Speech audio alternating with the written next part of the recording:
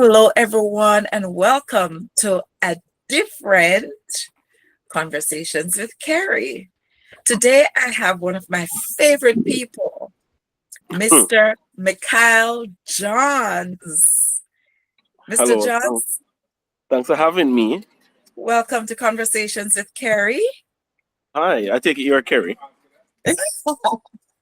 Yes, I'm Carrie. Good stuff. And of course, this is once again a conversation unusual. I see you're hmm in a place of leisure.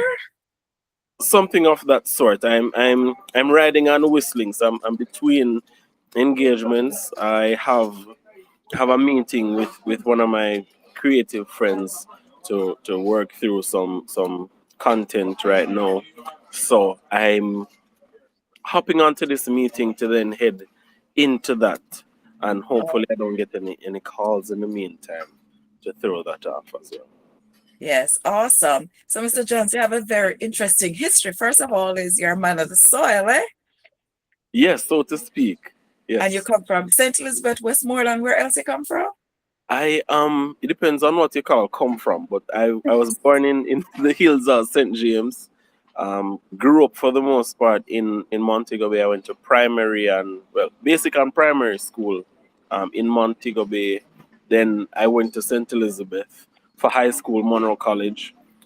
By that time, I found out that my biological grandfather was from St. Elizabeth. You would know him very well, as Yes, his yes. uncle. So I know knew that I had family in St. Elizabeth and we were close. So I spent a lot of time in Cornwall County. Yeah. Yeah, between St. James and St. Elizabeth, best friend living in Westmoreland, other family ties, especially on my mom's side in Trelawney. Yeah, yeah. So a rolling stone. I don't have any moss here.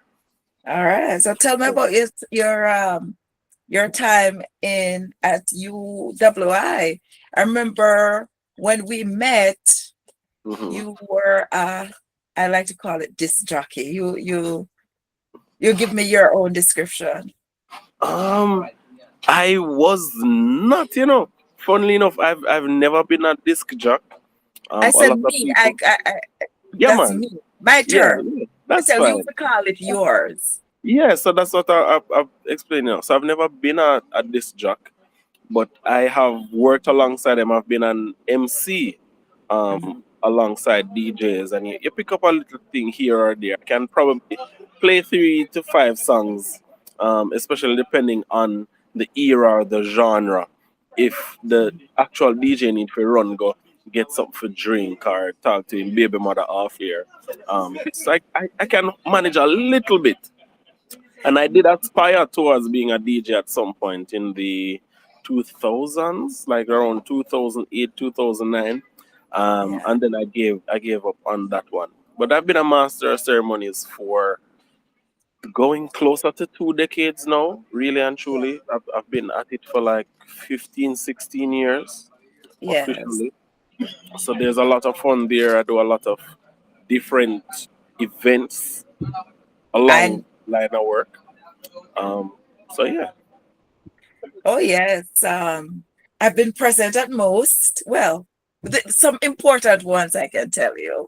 For example, Quite a bit. weddings. Yes, weddings. You would know a lot about that. I A lot. recall I did do your wedding in more than one capacity. I was your master of ceremonies and I was also assistant photographer at your wedding.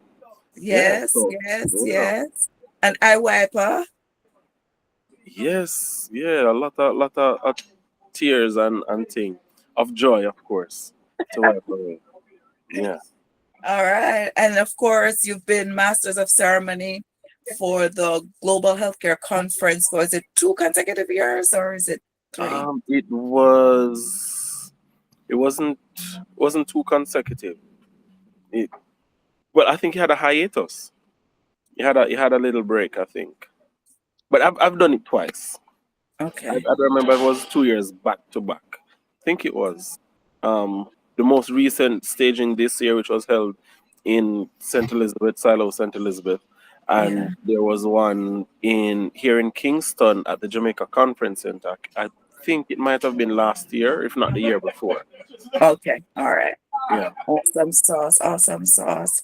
So, tell me a little bit more about your social um, endeavors. Like, yes, you have Hmm. been masters of ceremony and you go around. And of course, a part of health is having a healthy social life. And Yeah. of course, mental health crisis is all around right now, and persons are getting depressed and they're keeping Mhm. themselves isolated. So tell me about the social part of your life and why it keeps your mental health uh, on such a par that it keeps people smiling like me. You say, come on, I see your face and I start to smile. Eh? What's that all about? Um, for me, I I'm how I put it now. I'm a hybrid of sorts, but for the most part, I really am an extrovert. It suits me and it benefits me to be outside, or even if it's not outside, in spaces where there are a lot of people and a lot of human interaction. That does give me joy. It's a part of why I have been a master of ceremonies for so long. I actually enjoy it. I enjoy being able to command an audience, to feed off the people, to help them to have a good time. Um, some people would phrase it as me being a people pleaser. I love when people are happy, so I don't mind that. Um, so that's one of my things for social spaces within the creative sphere outside of being a master of ceremonies. I've also been in radio, I've been in different settings where you could say I have been on a set, whether it's radio, different forms of media, and I absolutely enjoy being on a set. I don't have to be the talent, I don't have to actually be working. That's the kind of space that gives me joy to be in. Um, I also love learning, and it's one of the greatest places to learn. A lot of the things we learn as humans are through socializing. So I enjoy vicarious learning. I get to take advantage of that by being in many different kinds of spaces, different places, being Westmoreland today and Portland tomorrow, St. Mary another day, or even months apart, whichever way it may be. Um, I'm looking to broaden those horizons and travel much more outside of Jamaica, because that's also a part of learning. I love people. Not everybody nice and easy to deal with, but I love people and I love learning about people.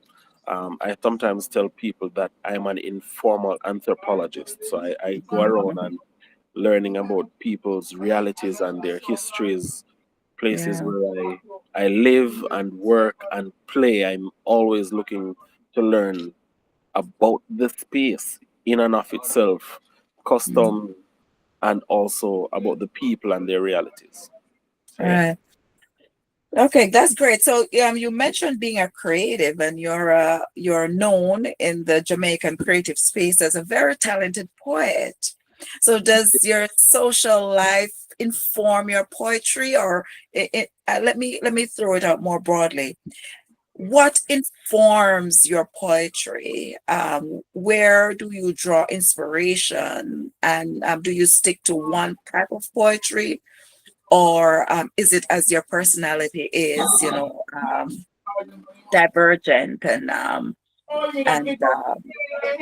curious and Um, explorative? a lot of my poetry, especially my earlier poetry, has been motivated by my personal emotional experiences.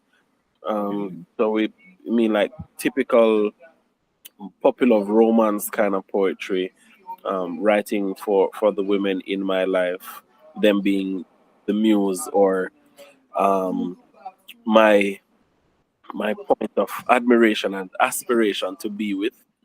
I've also used poetry to tackle things that are relatively hard for me to deal with. Things I might find it difficult to talk to somebody about as much as I'm a man who socializes with people. It's it's a way of processing something that I might be going through. And it's often said that when you're writing a poem, the poem kind of writes itself.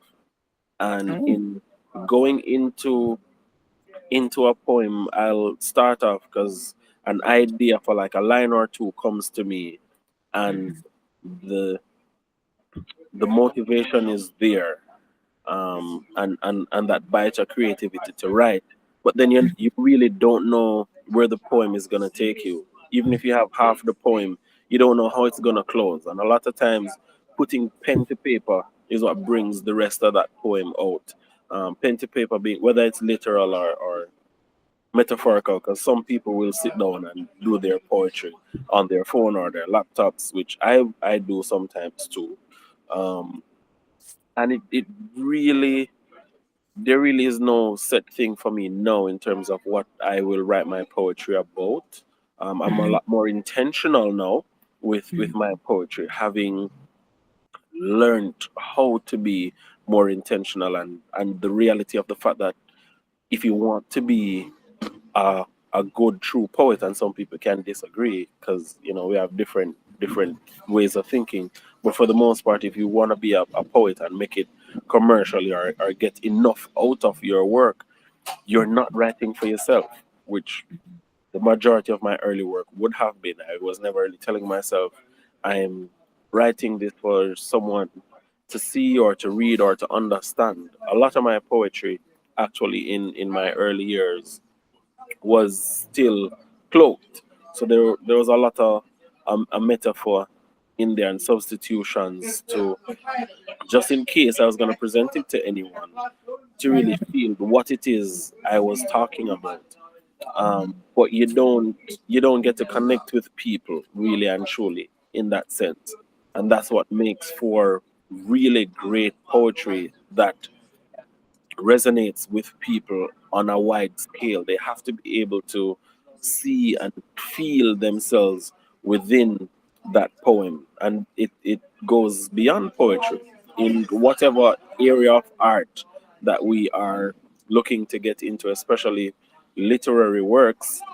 The people have to be able to connect with the character or persona that is in that piece or whatever is happening, because that is what drives us. It's the human emotion and the connection through those works. So yeah, that's where I am right now. I still write some work that ties into family. My realities. I write about a lot of death, so I'll write work about my mom or dad who have passed. Um, Other ways and means that are linked to death, being a young father now, and growing in that sense, and realizing now as a father certain things I wasn't too keen on prior, in terms of the relationship I had with my father son relationship, where I was child but now I'm parent, and seeing parallels and differences, especially between my father and I, and Yeah. having a better understanding of things he would have done or didn't do while he was around, and figuring out which of those similarities I have that are good, the ones that aren't so good, and how I'm gonna address that moving forward. So it's a lot, but Mhm. it's an avenue, like I said. Yeah. Yeah. Yeah. All right. So your poetry is also, I mean, like a coping mechanism for you. Yeah, because it's a channel um, to help myself figure things out. Like I Mhm. said, so in it helping me to figure things out and not knowing where a piece is necessarily going to go, I will sit down and start writing a piece, because I realize there is something kind of niggling at me to say, hey, put this on paper, and I start putting it on paper, and something that ends up coming out sheds light on something I wasn't looking at or thinking about prior. And it doesn't always have to be at the same instance where I write the poem that I come to that realization. Yeah. One of my pieces that got fairly decent reaction in the past couple of years, Elephant in the Room, I performed it last year at the St. Mary Literary Festival. And someone came up to me and they're like, I really love the piece. Could I talk to you a little? And I said, sure. And she ended up resting her notebook beside me and she had some little jottings, like a summary of what the piece was. And I read it. And when I read it, I was like, that is not the poem. And then I really had to be honest with myself and look at it. And I was like, wait, that is the poem. But the perspective that they took it from, I Uh-huh. really was not thinking about that reality, but it was. It was. Yeah. It was me pretty much doing what I mentioned last about my poetry, coming to terms with the relationship I had with my father, um, and working through what that meant, and getting over some of the things that were a bit of a bother for me, and Right. how it was being a bother to me now that I'm seeing the similarities in my being a father with Mhm. now with a son. So I was thinking about the fact that hey, I didn't like this coming up as a child in terms of the relationship with my father, and I Yeah. don't want to repeat that. I Right. don't want it to be a cycle. And think about the fact too that maybe it's something that is kind of learned. So if I don't change it, my son will then inherit that and possibly pass it on to his Yeah. children down the Right. line if he chooses to have kids. Um, so yeah, that was very eye opening for me. Yeah. Um, coming up, they tell you or they ask you, what do you think the poet was trying to say here or going for? And a lot of the times, especially in spaces where the creative can have a Q&A with readers or partakers of their art or their craft, when they get to interact and people say X or Y thing and they're like, no, that's not what I was going for, that's not what I meant. You kind of understand. But writers will be honest that sometimes the perspective that's given, they take a step back and oh, I didn't think of that Mhm. before, but Yeah. it could very well apply. And there have been writers just like myself who have had to come to that reality and sit down with themselves and their work after interaction, um, with people who have shed new light, and they realize, oh, there's actually something left here for me to unpack, which lends itself to the idea that really and truly a piece of work, especially poetry, is never finished. It's always being written. Evolving. Yes, it's true because some things may look differently after a period of time or like after an event, right? Yeah. Mhm. All right. Okay, great. So poetry. Yeah, I'm laughing again because you're a spontaneous poet also, yeah? You can look at a piece and you Mhm. just come up with something. And um, I have to ask you this because I don't want to, you see, I tag you with a lot of things. You don't consider yourself like a DJ. All right. Mhm. Are you consider yourself a comedian? Um, I'm gonna say no. I understand where the question is coming from, and a lot of people will refer to me as such. But there's something I often tell people, that live comedy and live comedy are very different things. So if I'm in a social space based on what is happening, I can get a couple jokes off and I can keep a set of people entertained. And especially being a master of ceremonies, you have Huh? to have that sort of energy for the most part to keep an audience engaged and to get a few laughs out of them. But to go so far as to say I'm a comedian, no. Um, Comedy in and of itself, especially stand-up comedy, because I take it for granted that's how you really meant the question. You can correct me if I'm wrong. Stand-up comedy is a lot of work. A lot of work. It takes. So, Um, so let me pause and ask you this uh question. So how you make it look so easy?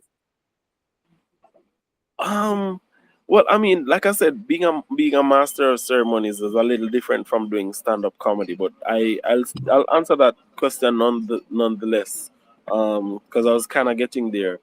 So, what happens with being a master of ceremonies and also having to get a few laughs out is if you're paying enough attention, you're being fed material throughout the event based on what's happening, what's being said, and you would then have the ability to use that to say something humorous. You can go for most times it's a pun, most time it's a story based on something that has happened or that's been said at the event, which is also a part of stand-up comedy. That is often implemented when a comedian decides to do a bit of crowd work. So you ask Mhm. somebody, "Oh, what kind of work do you do?" And they tell you the kind of work, and then you mix their response with something that has happened or something that you see going on in front of you right now. But then at the heart of it, that's not what your material really is about, because you have got to come prepared with your own material, and Mhm. that material sometimes is going to change based on the audience that you've come to perform for, Mhm. depending on how well you're known and type of work you've already decided to go into, because there are a lot of different types of um, takes to stand-up comedy. You have some people who, as much as they're doing comedy, they'll have a deadpan delivery, so you never see them laughing, but that's a part of their delivery. People Yeah. who do comedy within the realms of um, medicine and healthcare, because they might be doing situational jokes where you say, "Have you ever noticed observation comedy? You ever noticed anytime you decide to go to the hospital, that's the one time that all the nurses decide to go on lunch?" That sort of thing. Um, which you can tweak that joke for anywhere that you're gonna go. You go to the bank, that's when the tellers decide to be in going to lunch. You go to another place, that's when they decide that, oh, they need to be in a meeting right now, or they're overseas or something. But you just always have that kind of bad luck. But comedy is relatively different. You have to know your audience. It's very good to know what it is that you're putting into your material.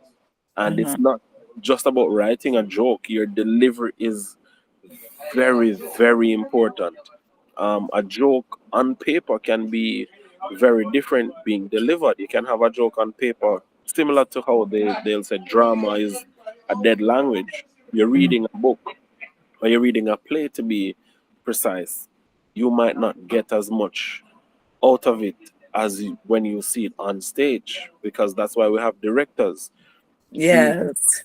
The energy your director is going to be putting in is deciding what is the treatment that I want you to give to this line or this section. Mhm. um, and especially being an actor as well and having been on stage, I was reminded once working with Christopher Johnny Daly that a part of what would be making the humor is for me and or my character to Mhm. not to try and be funny. We were Yeah. we were doing a comedy, um, and it is relatively easy to get carried away or drawn into a part of the work that is necessary, but unnecessary on the whole. But when you look at it in terms of what you're supposed to be doing, that isn't your job. So Mhm. we were doing the piece, and in practice he said, matter of fact, it was a run we did, and things were going pretty well. And after the show, he said, "Hey, you have to remember that for that bit to be funny, you are not trying to be funny. Yeah. You're not trying to be funny. It's the seriousness of the situation and the fact that you honestly and legitimately didn't know that that thing is going to happen, and you're Mm-hmm. not necessarily trying to mock anyone. That's going to make it funny. If Yeah. if you are trying to be funny when that's not your job, then the work itself becomes flat because you're delivering what you tell yourself is funny and everyone else is. So now there's no contrast. So Yeah. everything ends up being okay. You said that, and there's no humor left. Um, Yeah. so we could think about a Mr. Bean if we're thinking about seriousness and deadpan. Mr. Bean is never trying to be funny, but the Yes. situations he finds himself in and the things he does and his naivete, that is what makes it absolutely hilarious. Yeah. If you were to rework Mr. Bean in terms of the material, but he is intentionally trying to be funny, then we're just gonna turn out to be he's trying too hard. Why is he doing? Yeah. Like it would be more silly than funny, right? Yeah, yeah, Yeah. and you don't necessarily want that. As some will tell you, there's a difference between being laughed with and being laughed at. Abs- Absolutely. Absolutely. Absolutely. All right. Yeah. So you mentioned also being an actor. Mm-hmm. Share some of your experiences and also My uh accolade, so to speak. accolades. Yes. Well, to date, I guess I should start big. To date, my biggest call up achievement within the acting sphere in terms of if we're gonna say bragging rights is that I've been on HBO. That was huge for me. Yeah. We know that HBO is an international powerhouse when it comes to the media, and the HBO project I was a part of wasn't just HBO. It was BBC 4. So it was an HBO BBC 4 partnership. Um, I think a part of all that they had going on, the show also ended up on another channel, similar to how you'd have HBO Right. and BBC 4, because HBO has like global streaming and access. Right. There's another channel, I don't remember its name, over in Australia. Awesome. So that was huge. The project was Get Millie Black. It Mhm. was a short series shot right here in Jamaica, so it was local work, but still international work, and I was elated to be a part of that project. It was a major minor role. Um, my character was relatively integral to the plot, so there's a whole lot happening. It's a crime drama sort of thing. Whole lot happening. Children being kidnapped. Ooh. Um, Detectives from outer London coming into Jamaica to figure out what's going on. Bodies are dropping. So we're talking about murders, two homicides that they also have to be figuring out. And a child gets kidnapped. They realize it's a kidnapping, a human trafficking case. And it turns out that I'm that child's father. So here I am now, and I realize I have willingly sent my child off with human traffickers because I think he's off to boarding school. That is not it. Um, but tensions get high. I of course want my child back. He's junior, right? So I'm Romeo Lawrence and he's Romeo Lawrence Senior. He's Romeo Lawrence Junior. Mhm. And we really want him to come home. So that was wonderful for me, having been in the acting circles here in Jamaica and having worked on what would have been local projects. I was Yeah. never necessarily, well, yes, I was on screen prior. I was a part of a YouTube series. So I've been, you could say, on TV. I've done ads, done a lot of voice and radio work. Mhm. But to get to become a part of that project and see how things are handled on the international scene or on an international scale was very eye opening, especially when you really juxtapose it with the local space, and it was very informing, very informing. Awesome. I was happy about that. But yeah, that was Get Mainly Black HBO. I worked with Christopher Johnny Daly, as I said before. Worked with him on stage. That was right on the tail end after COVID was clearing up. Yeah. Yeah, I've worked with Carolyn Allen on Art Tribute. So yeah, it's been quite the journey. I've worked with Mr. Michael Holgate as well. That was for Childer series, the YouTube series mentioned prior. Yeah. Did the first season with them, and there was also a return for season two. So for season two, I actually have IMDb credits for that as well as the HBO gig. So I'm very happy about that. And I've done other work here and there.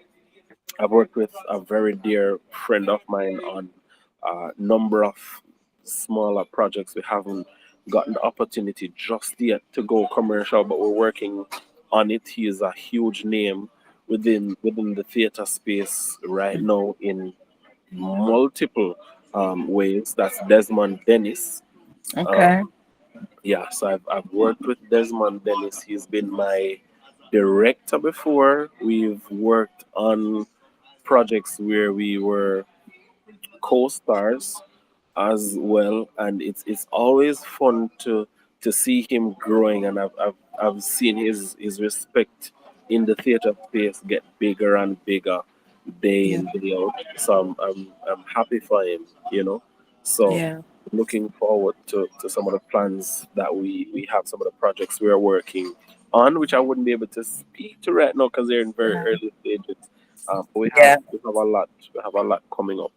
Um, he has a new company, as a matter of fact, that's been putting in some work. I've been working with him on that Moments and Beats, Yeah. M&B.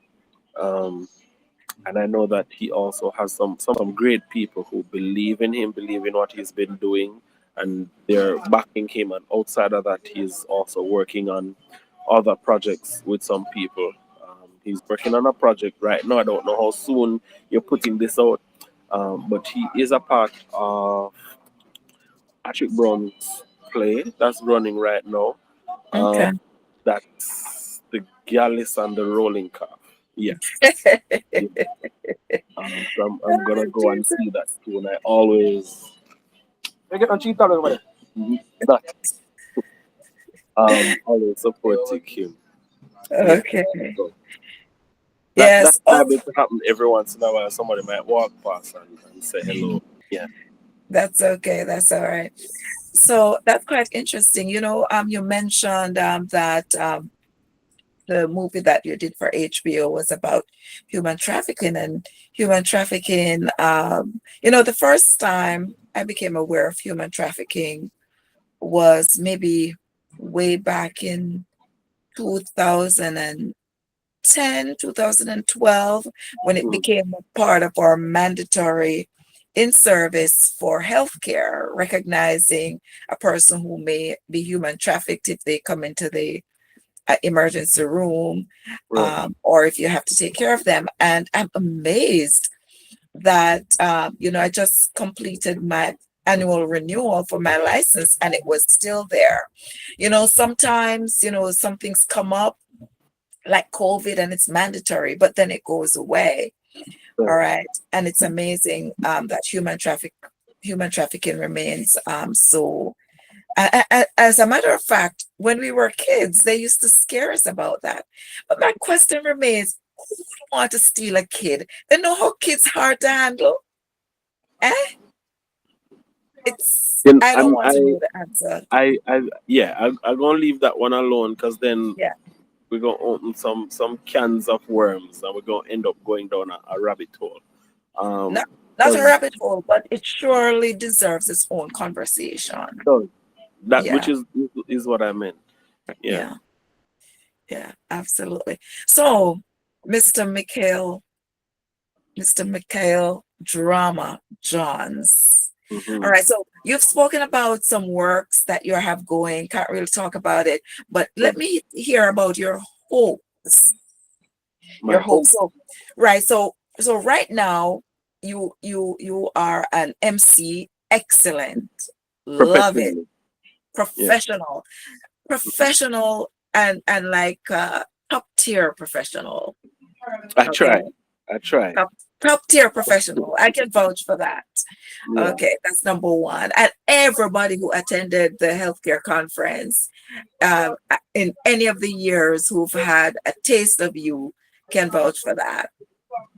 And actually, there were delegates at the conference who recognized you from prior work. Yes. So, That happens once in a while. yes. Yeah. So, so obviously, Sometimes I randomly cross paths with people who have been at an event that I did like far out. Like I do an event in Kingston and then book them up randomly way over St. Thomas or Portland, someplace I wouldn't normally even spaces I want to be in. So I'm like, me not so sure of me, you know. Me not think of me, you know. And they're like, yeah, man, me know you from somewhere, man. Let me see you. I'm like, me not come from both here. At the first, and I probably like years me I come from both here. And I'm like, I think I probably like Kingston. Yeah. yes, that's fun. I really enjoy that. Okay, so you're top tier professional MC. Mm-hmm. You are a consummate poet, right? You are a live Live comedian. live comedian, not live, Not live, but no, no, live no. Yeah, yeah. live comedian, I right? get out a few situational jokes on the fly if we hear and liming. But yeah, Yes. to say I'm gonna go up on stage and give you a proper 5 minute set, and you know how easy it is that 5 minutes run off. But when you're doing actual stand-up comedy, 5 minutes, it's if you have, and you can ask Johnny. Me, I got to talk about Johnny all the while because he's like the flagship bearer right now for the stand-up comedy scene. Uh-huh. And been building it out year in year out to do a Yes. 5 minute set. If you have a solid 5 minute set, Uh-huh. you are doing great work, and that's 5 minutes. For you to get to like a 1 hour special, which we're generally accustomed to for a special, Yeah. you really are on the money and on the ball, and it is not easy to do. All So, right. So I'm going to time. Something happened at the last conference uh-huh. where when Mr. Robert Woodstock completed his presentation on architecture, Yeah. and for some reason a picture remained, and Hmm. you went up there and had people in stitches. I'm going to try to find that video and to time it. And because I think it was so long, people couldn't speak for a while. So I'm going to time that and I'll let you know how you're doing, okay? Okay, okay. Which again, that's situational because even if we're gonna look at that and say, "Oh, that's a nice little set," not every space, Yeah, you can't yes, I just understand. transpose that. Yeah, but Yes. I'm working on it. You're not the only one that is really pushing me and trying to get me back into the comedy scene. No, Um, I'm not trying. What I'm doing is sharing with you how uh-huh. much you've made me laugh. I'm All happy. right. I'm happy for And, that. and as I said, I remember that so clearly because it was just in April Hmm. that I was doubling over. I couldn't speak for a while for how funny it was. And you kept going on and on. And even when we got to our last speaker, right? People Hmm. were still laughing about it. Okay. So hey, it's probably worth exploring. Yeah. It is. It is. All right. And of course, once again, the acting. Okay, you're an actor. You've had great, well, local and international opportunities. Mhm. So, with that in mind, what are your hopes Oh for yeah, the you did future? ask me about my aspirations. Yes. Um, so I will. I'll speak to something a little more immediate because Yeah. I've been focusing on being a little more positive, and I'm actually gung ho about it. So the the UWI UE Mona, well UE on a whole, but it's a UE Mona show. But once you're UE, you can be a part of it as student. I'm I'm currently enrolled for a master's program, Awesome. Masters of Arts in English Language. We're trying to work out a few kinks with that, but given that all things work out well enough, and I actually do run into the program and start taking it on, there is a show, Talawa, a theater show that happens every, you could say, end of year, end of the calendar year, but it's the first semester, generally October, November, Uh-huh. a theater show for students. So now that I'm a master's student, so to speak, I'm looking forward to actually mounting a piece. I've been at Talawa twice prior, again, which is part of why I will always sing his praises. I work closely with Desmond Dennis. He did my lighting for both shows.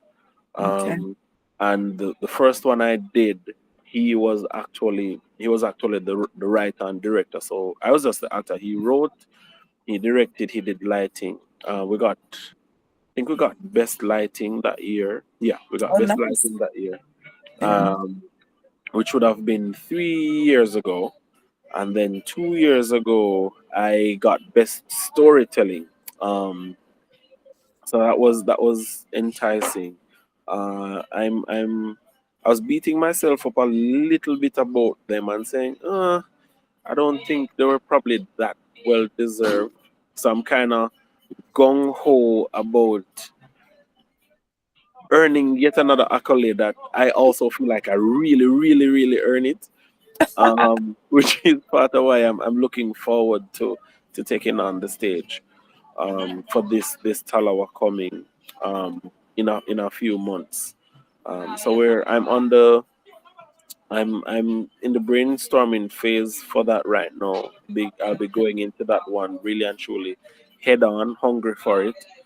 Outside of that, I hope to be doing some writing also for one or two bits of work for next year. Okay. Um, one way or the other, I want to put something in the general theater space. I'm not sure where it would be, but I might be able to sweet up one or two people to get me into a space, if either for a evening or for a short little stint, to put some work out. Um, my current post for work um, gives me a lot of room and space to be expressive. So I'm also looking at the fact that other opportunities can stem from that as well.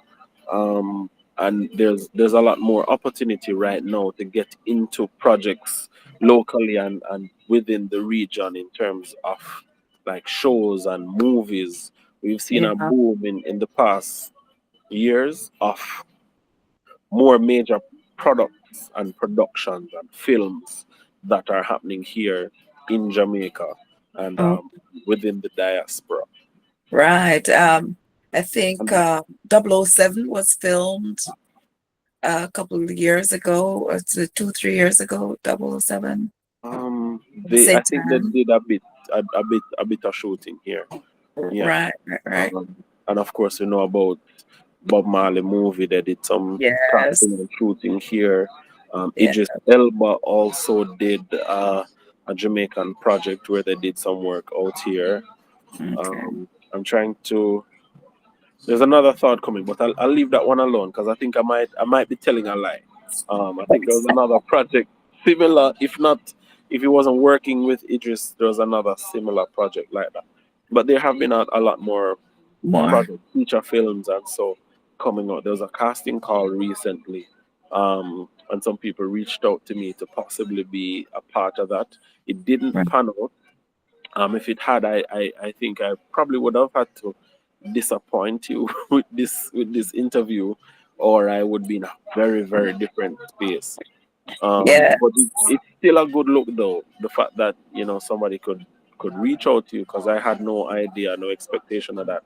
But for somebody to Yeah. reach out to you on that scale, I didn't sign any NDA or anything, but based on how they would have communicated, I don't want to be the one to say certain things and then it become problematic. But yeah, some Right. people reached out, so it's good to know that there are doors and rooms where people know me or know my name or know my work and are willing to reach out to me and say, hey, you know, Yeah. came across our paths and we're considering that you might be able to come and do something with us. So Mm. that was really a good look because I can tell you, and don't beat me and don't tell nobody I tell you this, but I don't I don't do any marketing for the works I do, and I need to have better management of my socials and anything. I cannot just exist and live, and I don't have no manager. I don't have no management. Um, so to know that I'm just doing my day to day and to get a call like that or an email like that, it says a lot and it speaks to the fact that yes, there's talent there. Not that I doubted it, but sometimes it's good to have that reminder, especially when you're not going out every day and putting it forward where people are seeing because it's a numbers game.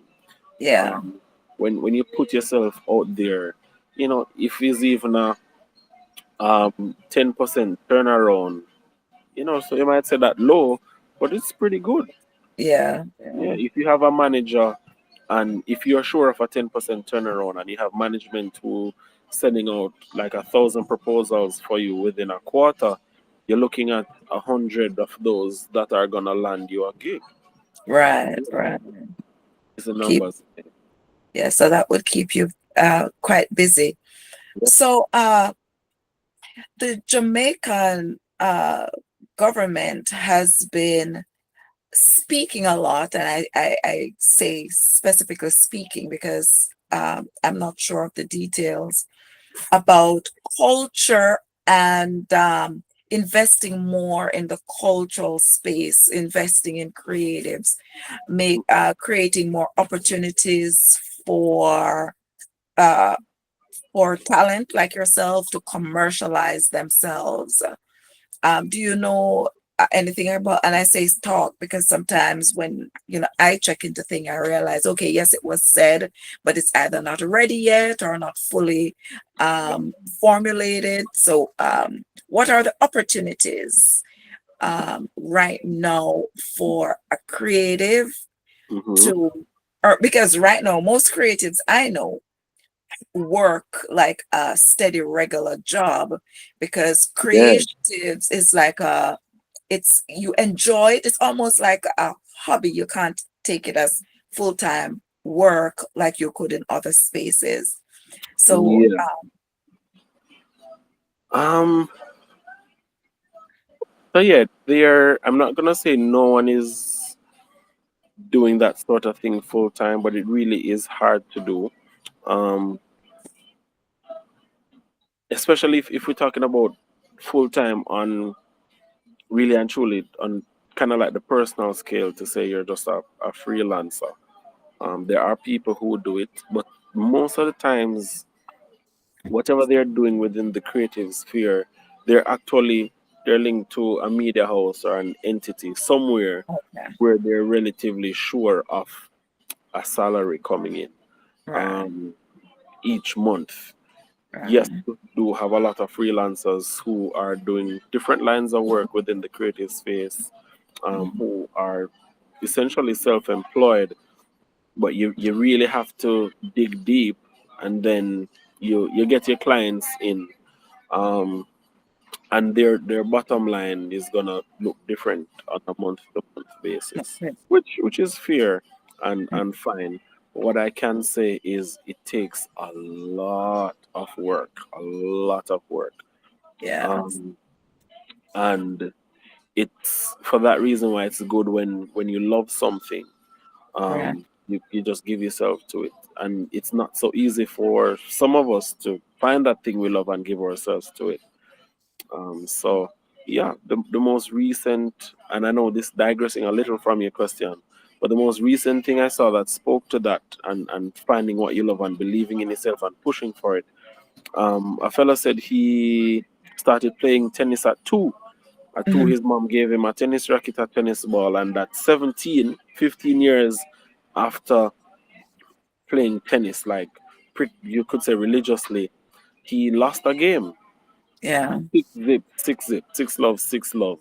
And he said to the fellow who demolished him in two sets without him um, getting a game in, he said, "Hey, how long have you been playing tennis?" And the guy said, "Oh, a year." And he said, "What?" And he said, "Yeah, a year." But the year for that fellow compared to his 15 was that yes, they were still relatively young, but for him that year he was playing tennis almost, well, he said every day. The fellow said that guy was playing tennis every day, and he said he loved it. So the fellow who lost, he said, "Hey, from this point on, I'm just gonna have to look at the fact that maybe that's the difference. The thing Yeah. that I love, and I'm putting in that kind of time for, because 15 years, yes, but he liked tennis, and he was training 3 times for the week, but he didn't love it. So he decided anything I don't love, I'm gonna put down." He mentioned something else he was doing at that time. He put that down. It's something new. I've never heard of it before, but it sounds it's related to math. So he put that down and he ended up putting down tennis. But he loved making videos, so he was into videography, and he started making videos. He went a whole month shooting videos and putting them up on YouTube, not knowing where exactly that was going, but knowing that was his love. And he said Right. right now he was speaking from a point where he was going to or moving to Japan to show people and teach people how to do videography, and he's doing quite well for himself. Yeah. So for him, moral of the story was find what you love and give yourself to it. Yes. Spend the time. Spend the time Um, with it. but to bring us back to what the government is doing, I don't know. Like I said, I'm not that steeped in the creative sphere. Um, I'm I'm in a little way I'm kind of popular for being popular. So people famous, so big famous. Um, so I have a lot of different creative circles that I will end up in. So yes, I write, yes, I act, I'm a master of ceremonies, but Yeah. I'm not, because of, again, management and marketing, I Yeah. am not in any of those spheres consistently and repeatedly, over a long period of time to say I have great relationships and networking where I know really and truly what's going on. Um, Right. the government has been putting in the work to get more creatives to have their things balanced out, to have them registered. There are incentives to for them to do that. Certain allowances for them to get the things of their trade in.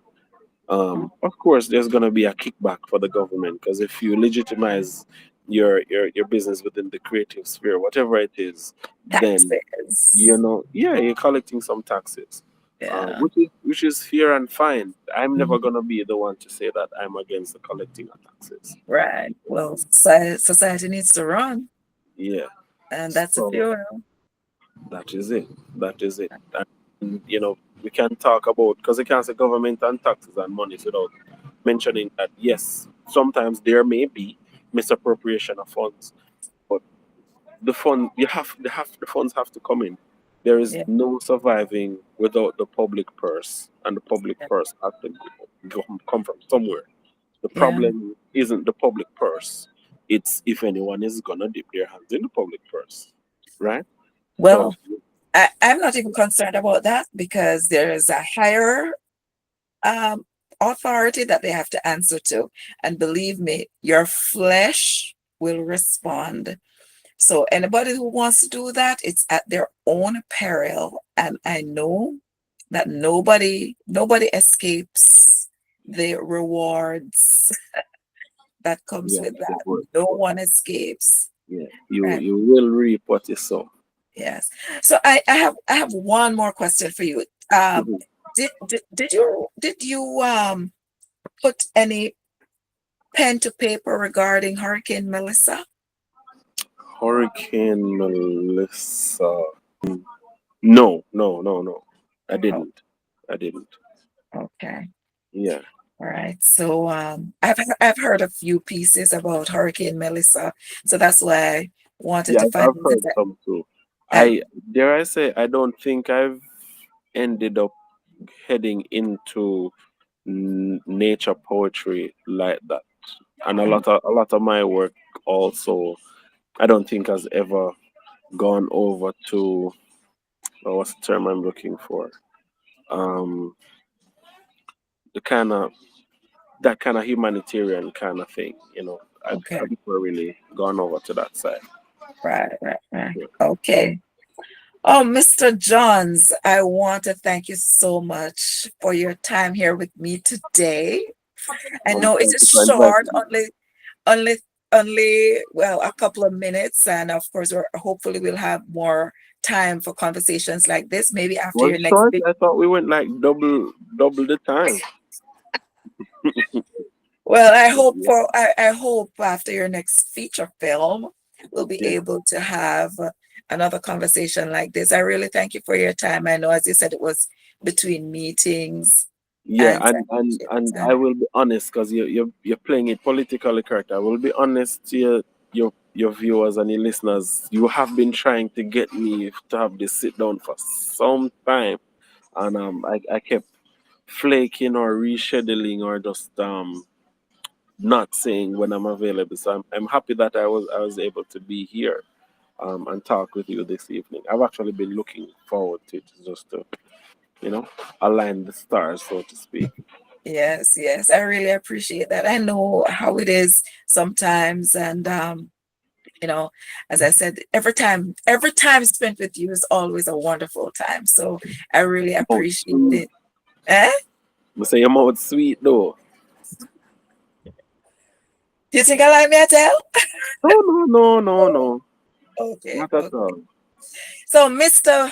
Mikhail Drama Johns, poet, MC, actor, and much more to come. Maybe trying out the stand-up comedy space, and even for 5 minutes, see Yeah, how it feels. again, because I that was one of the spaces I used to be in a little and dibble and dabble, Yeah, um, and I aspired to grow in, but then that was leading up to COVID thereabouts, and then I kind of just wasn't in that space anymore. yeah, But I've made a few splashes in the space. Uh, yeah, one of the first places I would have really interacted with Johnny in terms of me putting forward creative work. yeah. Um, yeah, Johnny, Gontanala, um, Doftan, Mhm. yeah, quite a number of them. So, where can we find your work? My work, I have a little bit of poetry that's pinned on my Twitter. Uh, That's at the drama 876. That's the same handle I have on Instagram, but I don't really have anything current on my Instagram or any work really. Um, Matter of fact, my presentation of the elephant in the room, as well as an excerpt from a prose piece I did, is pinned. Right, it's pinned okay. on my IG, so Oh, you could actually check that one out. But my oh, Instagram is mostly um, food content. Um, yeah, a lot of things I've cooked or baked. over the years. Right. I have a thing for the kitchen. Um, Yes. but I do have up that piece, Elephant in the Room. So you guys could go and check that out. All Um, right. And will you please post or let us know when your next act is yeah, so we can be I sure? Yeah, I normally do that. So when the Talawa thing works out, I'll actually be putting it out there that hey, Talawa coming up, I'm gonna be on stage. Because like I said, I'm working towards making a couple splashes, at least one splash for next year. So yeah, I'm putting myself out there before. Before. Awesome. Awesome. Mr. Mikhail, thank you so much for having this conversation with me, Kerry, You're welcome, today. Terry. And we look forward to what you have to share with us for the future. And we'll definitely be pinning your Instagram at the drama 876 and also for Twitter. And I think you have a Facebook page as well. Um, Yeah. A couple things will trickle over from my IG to FB. okay. I haven't used Facebook a lot. It was interesting. A couple months after I realized, oh, my mom passed, and then that was I kind of just drifted away from Facebook. Okay. Um, yeah, that was an interesting realization, and I think Okay. in a way I kind of ended up doing the same thing with IG when my dad passed. Okay. Yeah, yeah, Okay. And so now it's Twitter. yeah. It's Okay. good. All Luckily, right. I don't have any more parents to pass for me to put that one off. So I think it'll survive. It will survive. Okay. All right. All right. Well, thank you so very much and all the best for you the rest of your evening. And we look forward to seeing you on our next conversation with Carrie. Ciao. Ciao.